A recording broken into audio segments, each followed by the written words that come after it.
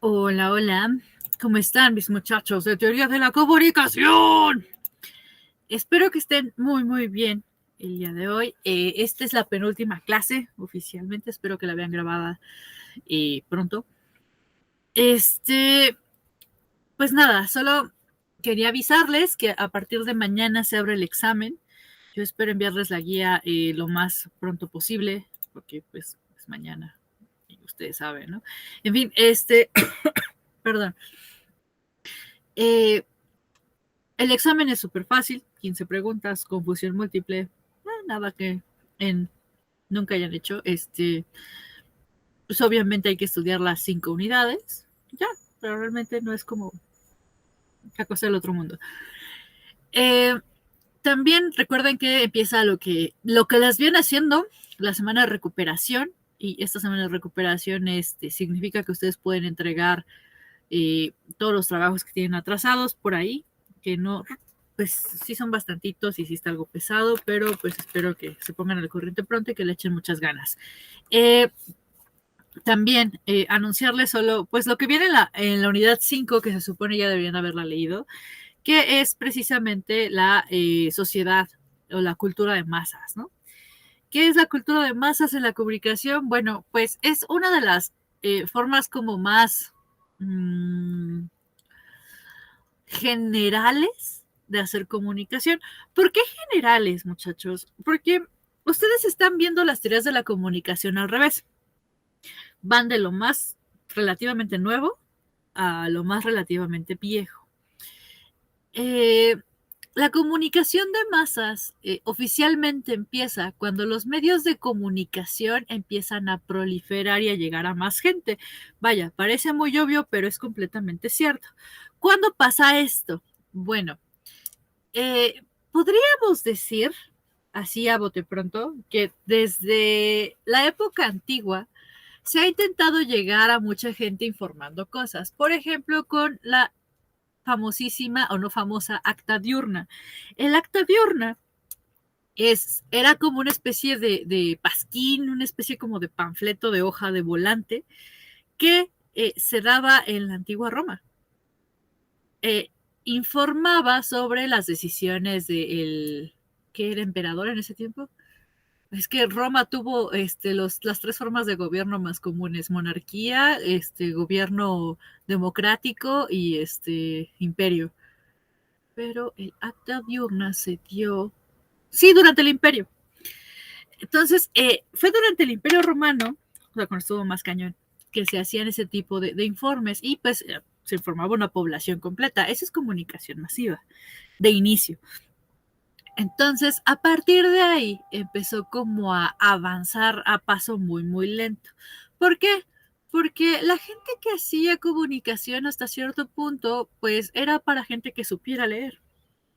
Y si ustedes recuerdan, en la Edad Media, pues la comunidad analfabeta era extremadamente alta. Solo los aristócratas tenían acceso a la educación y solo los aristócratas podían leer. Hmm.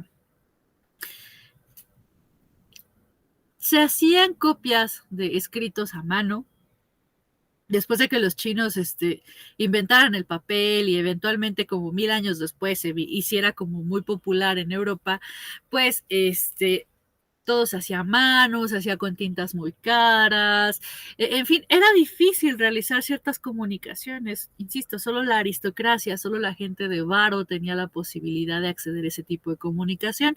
De ahí en fuera también estaban los famosos pregoneros, o los juglares incluso, que contaban historias de batallas y las superadornaban bien cañón por medio de canciones, y lo hacían en espacios abiertos y daban las, digamos, noticias o las nuevas, entre comillas, nuevas, para que el público lo entendiera. Esos son como los primeros pininos en el asunto de la comunicación de masas. Después llegó un famosísimo inventor llamado Johannes Gutenberg a traernos un invento bien bonito que se le llama imprenta. Ojo aquí, muchachos. Gutenberg no es el inventor de la imprenta. Ese vato, pues solo replicó la máquina de tipos que ya existía en China como 800 años antes. Háganse el favor, nada más. o háganme el favor, ¿no? El favorón cabor. Los chinos ya habían inventado la máquina de tipos para imprimir documentos a niveles un poco más grandes, a volúmenes más altos, 800 años antes. En Europa, porque la historia es súper eurocentrista y pues todo lo que nos han enseñado siempre ha sido como muy así, muy eurocentrista, se lo acuñan a Gutenberg por ahí del año 1500, ¿no? Entonces es como de, a los que sepan un poquito más de historia, evidentemente no me dejarán mentir. Es una mentada de ya saben quién, que nos mientan tan vil y cruelmente, ¿no? Pero bueno, digamos que eurocéntricamente hablando, la imprenta trajo muchos beneficios a la comunidad europea y por ende a la comunidad americana, porque pues conquistados, ¿no? En fin, con la imprenta empezó a repartirse más información a más gente y a partir de ahí del Renacimiento y todo esto, la gente de medio estatus empezó a acceder también a las academias. Hombres, por supuesto, ¿no? Porque también falocentrista este asunto. Empezaron a acceder a la educación y empezaron a aprender a leer, a aprender a comunicarse y a generar, hasta cierto punto, pues reportes de lo que acontecía en su alrededor. El ser humano siempre ha sido bien chismoso por naturaleza, entonces esa misma naturaleza lo orilla a decirte, güey, te tengo un chismecito. Fíjate que a partir de ahí dar información. Siempre ha pasado así, pero con la imprenta pues se amplió un poco más este recurso. Después viene la comunicación, se amplía, digamos, con los medios de transporte. ¿Por qué? Porque ahora ya no tienes que ir corriendo, ya no tienes que ir a caballo, ya no tienes que ir en carreta, ya no te tardas 6 meses en ir, por ejemplo, de la Ciudad de México a Tecámac, ¿no? Ya te tardas como 3. Entonces, se empiezan a ampliar las comunicaciones, se empiezan a ampliar las vías de transporte, o sea, hacen caminos, vaya, para que las cosas lleguen más rápido, más pronto. Y esto sigue así, por lo menos, hasta la revolución industrial. A partir de la invención de la máquina de vapor, es en donde todo se viene, digamos, a, no a pique, pero sí todo explota. A partir de la invención de la máquina de vapor, pues las vías son más rápidas, las vías de comunicación. Insisto, ya no te tardas meses en llegar en algún lugar, ya llegas en días. Entonces la comunicación empieza a volverse un poquito más inmediata. Las fronteras se empiezan a abrir un poquito más. Y además, para 1800 y piquito, pues ya los periódicos ya tenían como mucho, ya tenían una evolución bastante grande, ya era muy común encontrar a periodistas entrevistando y comunicando las decisiones oficiales de los gobiernos o las noticias, acontecimientos que, por ejemplo, el Zarco se robó a Manuela de la familia no sé qué y se la llevó muy lejos, etcétera, ¿no?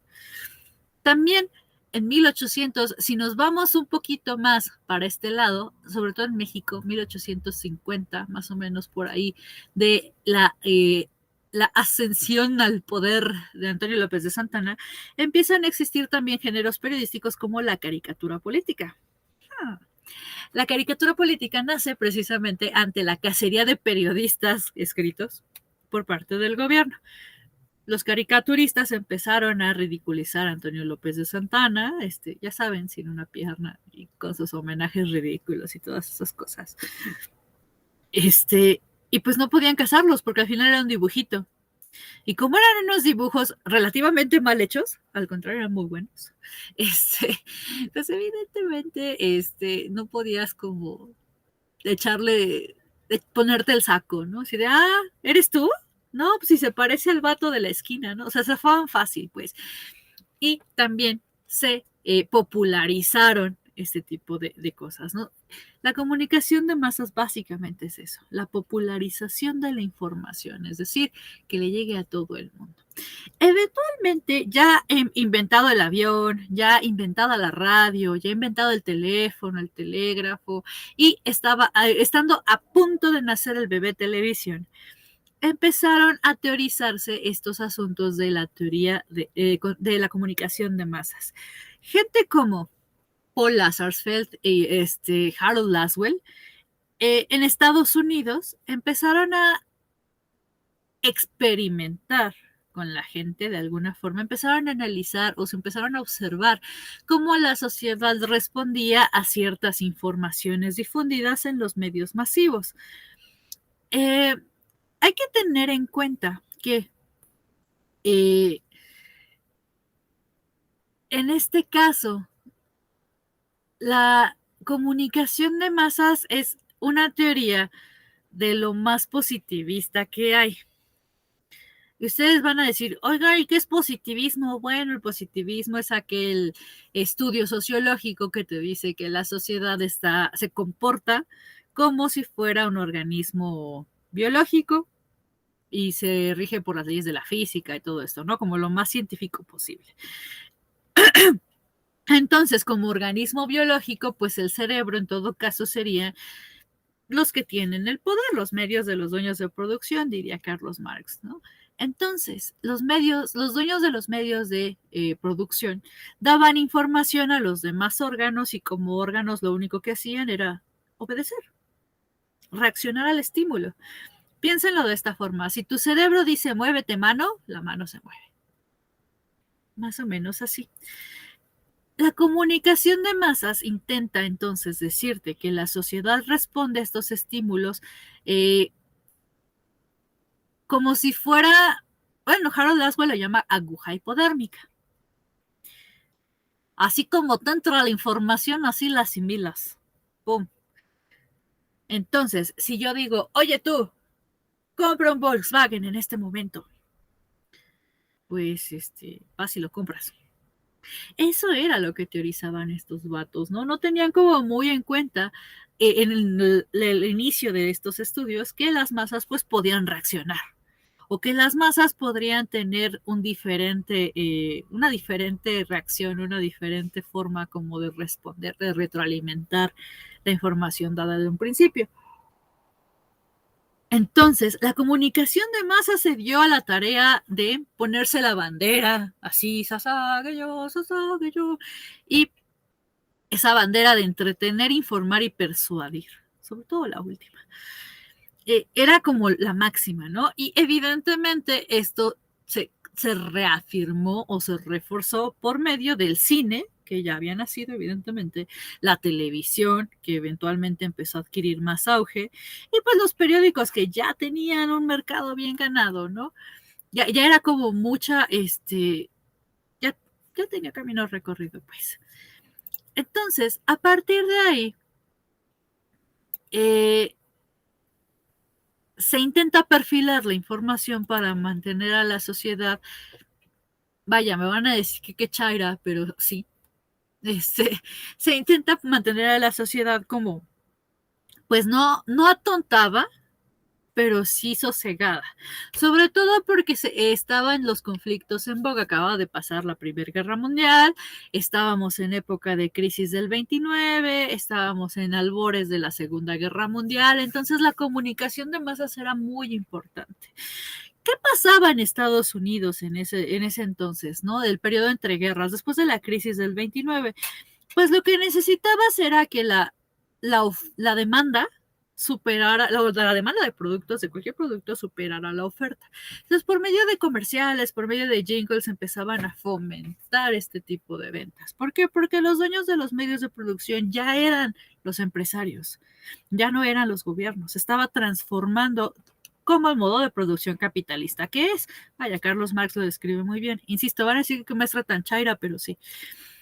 Después de eso, viene un sujeto bien chulo de precioso, que también estaba, bueno, no después, mejor dicho, durante este tiempo, viene un sujeto chulo de precioso que desarrolla un libro que se llama La psicología de las masas, que se llama Gustave Le Bon. Gustave Le Bon establece justo la base de este asunto, que la masa o la gente en bola, pues es completamente homogénea, es una muchedumbre manipulable, que la gente son borregos, pues, para pronto. Entonces, no hay como, pues no hay como humanidad en este asunto, ¿no? Solo es de, pues son una bola de, ajá, como ahora tratan a los seguidores del PG o a los detractores del PG, masa. Así. Incluso muchos medios en la actualidad, como Te Idiotiza o Te Basquea, también siguen tratando a las masas como tal. Ah, sí, vamos a ponerles a Lucerito llorando para que donen varo a los que ya tenemos varo para ponerles servicios y que crean que somos buenas personas. ¿No? ¿Lo han pensado así? Échenle un ojito nomás a los del Teletón. Entonces, eventualmente sale al quite cierta personita que, si bien sus teorías son ciertamente individualistas, en la parte de psicología de masas empieza a estudiar y dice, bueno, o sea, sí las masas hasta cierto punto son medio borregosas, pero no es porque ellos quieran, sino porque existe un inconsciente que es un inconsciente colectivo que está alejado completamente de lo racional a nivel individual y está muy apegado a las normas sociales, que si bien hasta cierto punto representan un deseo anárquico, ese deseo anárquico se vuelve completamente, vaya, de todos. Entonces, mientras el individuo intenta liberarse, se vuelve parte de un colectivo. Esta persona con semejante cosa tan revuelta es Sigmund Freud. Sigmund Freud escribe Psicología de las Masas en 1921 y te dice que existe un inconsciente a nivel colectivo. Que tú como individuo no eres, no capaz, pero sí no eres consciente, vaya, de reconocer que estás actuando igual que todos. Porque hasta cierto punto recibes estímulos. Eventualmente, ojo muchachos, esto no es lo único que dice Sigmund Freud, pero es un resumen muy chafa. Sigmund Freud eventualmente profundiza un poco más en la psicología de masas y eventualmente conforme va envejeciendo entiende que sí, las masas responden a estímulos, pero que no todas las masas tienen la misma estirpe, por decirlo de esta forma. Las masas responden de acuerdo a los contextos que tiene cada individuo. Es decir, si hay un pueblito que de repente le das una transmisión de radio, bueno, un pueblito como 3 estados, le haces una transmisión de radio leyéndole Las Guerras de los Mundos por el mismo escritor y de repente todo el mundo cae en pánico, es porque esa región en particular tiene un contexto que hace que crean los extraterrestres, por así decirlo. Que por cierto sí pasó. Busquen por ahí La Guerra de los Mundos de Orson Welles narrada en radio y busquen por ahí la historia de cómo fue que cayeron en el asunto. Esas son las sociedades de masas, esas son las comunidades o la comunicación de masas. Entonces, se da también eventualmente, y lo van a ver o lo vieron ya en lo del mercado artístico, esta parte de la cultura de masas que va un poco más allá de la comunicación. Le dan a las artes una denominación como la alta cultura, esto es gracias a los alemanes, lo denominan como alta cultura y esa alta cultura se supone que solo pueden acceder unos cuantos porque la alta cultura pues se tiene que ver en vivo, tiene una representación sentimental, bla, bla, bla, bla, bla. Y Sir Walter Benjamin le dio un infarto cuando esta alta cultura empezó a masificarse. Empezaron a ver playeritas con la Mona Lisa y empezó a decir que ya se estaba deshumanizando el arte y que esta cultura de masas no podía ser cultura de masas porque ya no le iban a ver con el mismo sentimiento, bla, bla, bla. Mercado artístico, pueden ver la materia, ahí está. Entonces, a partir de ahí, la cultura de masas se empieza a transformar. ¿Por qué? Porque además del arte que se vuelve masivo, además de la información que ya es masiva, también se le empieza eventualmente a cambiar, y gracias a los de la escuela de Birmingham, la denominación de cultura. La cultura ya empieza a ser tradiciones, empieza a ser costumbres, empieza a ser usos que utilizan regiones de carácter masivo. Vaya, lo que se le denomina ahora como la cultura popular, que yo simplemente diría cultura. No solo popular, no solo es del pueblo, es de todos. Entonces, se empieza a generar también otro concepto que se le llama industria cultural. Esta industria cultural, pues precisamente obedece a intereses económicos porque capitalismo, y porque el capitalismo lo monetiza todo. Y hace de la cultura de masas, de la cultura popular, de la alta cultura, de la cultura en general, un producto. Es una cosa bien triste. Porque tan producto lo hace que obviamente lo vende y tan que lo vende que nosotros lo compramos. Vaya, ¿no medio México vio Coco? ¿O más a medio México? Porque nos están vendiendo cultura y es cultura masiva y creen que todo México nos comportamos como la familia Pérez.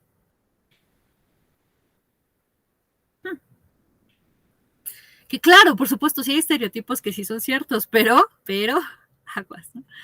Eventualmente, este tipo de información de cultura de masas se divide en dos, gracias a Humberto Eco. Humberto Eco te dice que hay dos tipos de comunicadores en esta época, los apocalípticos y los integrados.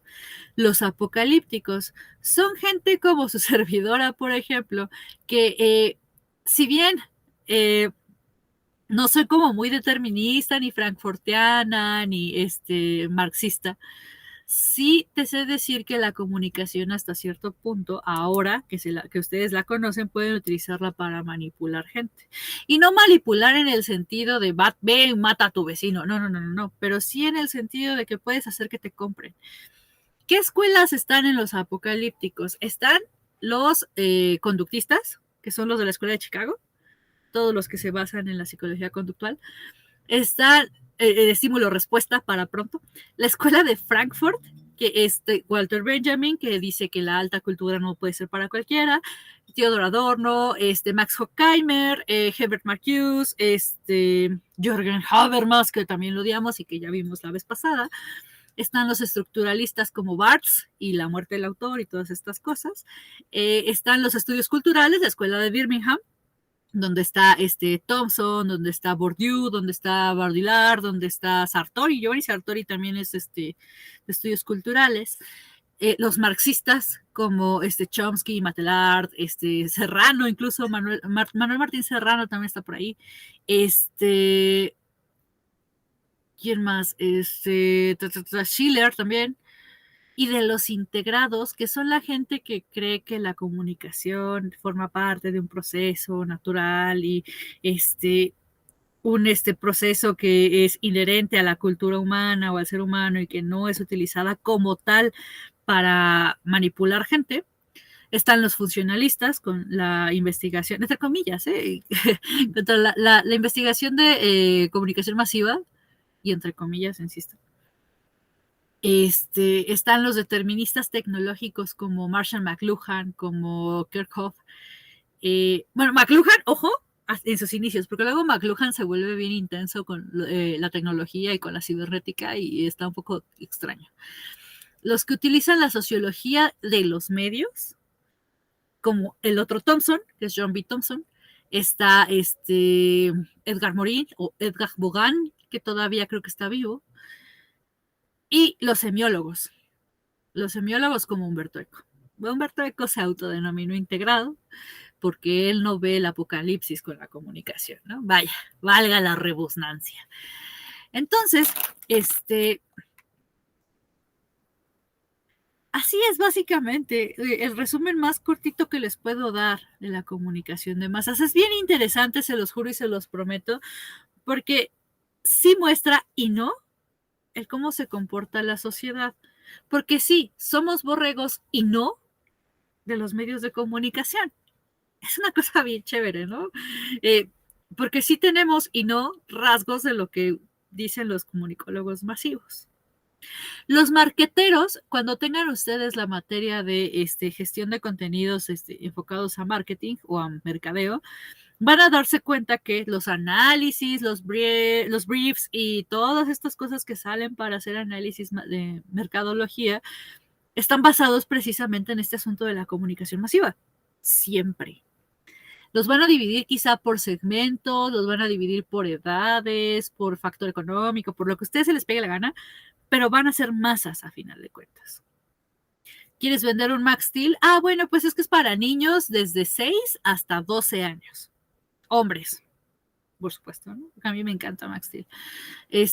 Las Barbies son para niñas que van desde los 4 hasta los 15 años. Póngale ustedes 12, porque ya a partir de los 12 ya piensan en niños, lo cual me da un poco de terror. O, por ejemplo, vamos a venderles cerveza Victoria. Ah, bueno, pues nuestro segmento de la chela Victoria, como que no queriendo, es a partir de los 16, porque no pueden beber hasta los 18 en México, como que no queriendo, 18, hasta los 35, que son los chavorrucos, porque esos comerciales van más o menos así, pero siguen siendo masivos. O sea, no están diciendo, yo te lo voy a vender a ti, fulanita, que tienes tantos años, tal, tal, tal. No, tú perteneces a este grupo y te jodes, ¿no? Esos son los caracteres básicos de la comunicación masiva, ahora aplicada al marketing. En fin, espero que esta clase les sirva de algo. Ojalá que hagan su examen pronto. Yo les recomiendo que lo hagan antes del 20, porque por cualquier cosa, que cierren la plataforma o que fallen o que se quieran ir de vacaciones a la voz de ya. Y pues ya saben, les envío sus calificaciones lo antes posible. Pues nada, nos vemos la próxima semana, misma hora, mismo canal. Sean felices y con tenis. Bye.